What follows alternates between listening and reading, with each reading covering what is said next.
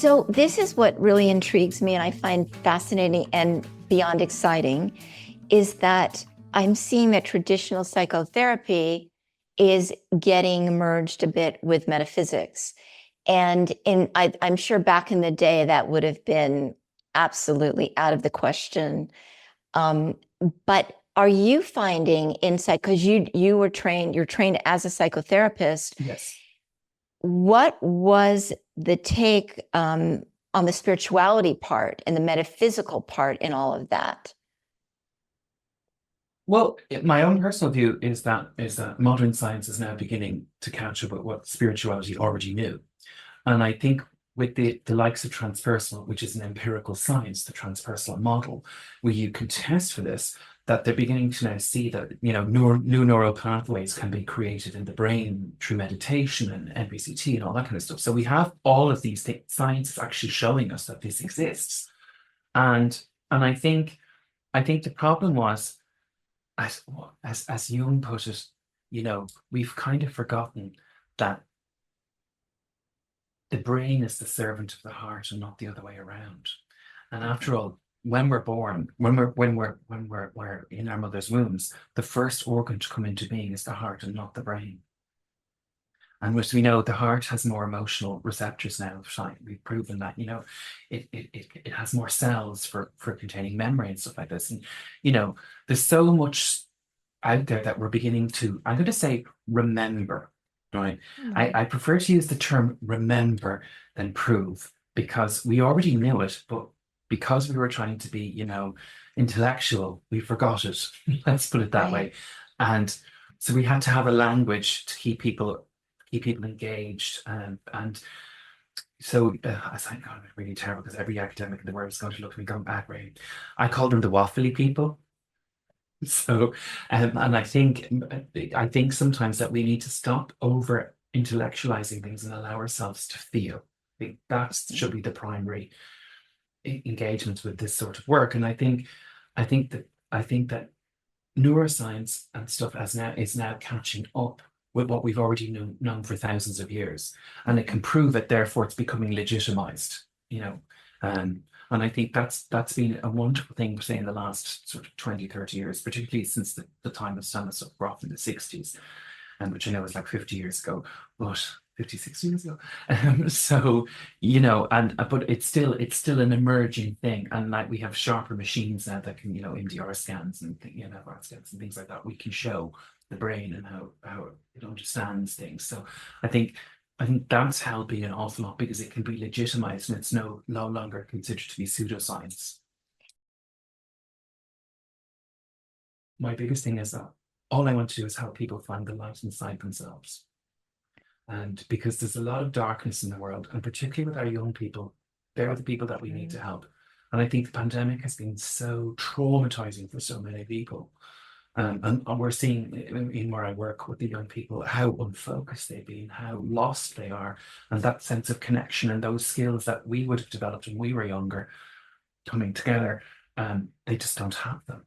And it's trying to build that sense of community. And then for me, it's by taking the focus off of themselves. And once they see that there are other people like them, we see them blossom, and it's wonderful. So Yeah, they're not alone. alone. They're part of a community. They're not alone. And sometimes we just think, oh my gosh, nobody's feeling what we're feeling. It's really comforting to know that there are other people that can see us and hear us, and they're going through this stuff too. Do you think that the heart situation that you had in your 20s was sort of your guidance, or somebody saying, hey, you need to restructure here, take a break, and maybe because you're needed for this kind Other of work? things. Yeah. So I often wonder, what are we doing wrong that's preventing us to really manifest? That you keep hearing about manifestation, and but there's like a stop sign. So what would be a great thing, and that's a great example that you just gave, that we can do if we really want to manifest? Well, Neville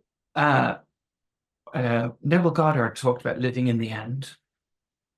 And so the thing is, we're not to question the journey.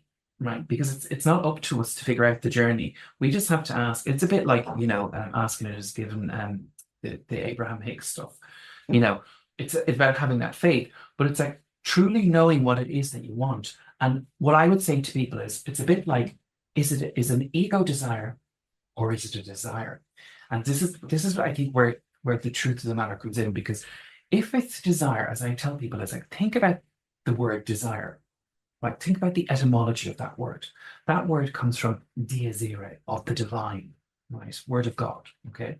So I want you to think about that. So you're born, your soul wants this, right?